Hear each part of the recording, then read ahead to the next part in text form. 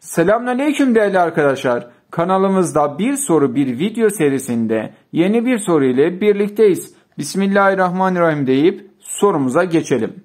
Kur'an'da geçen müşriklerin kutsal yıldızı hangisidir? Kur'an'da geçen ve müşriklerin kutsal yıldızı olan yıldız hangisidir? A.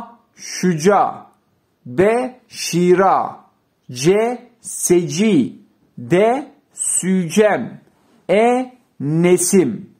A. Şüca, B. Şira, C. Seci, D. Sücem, E.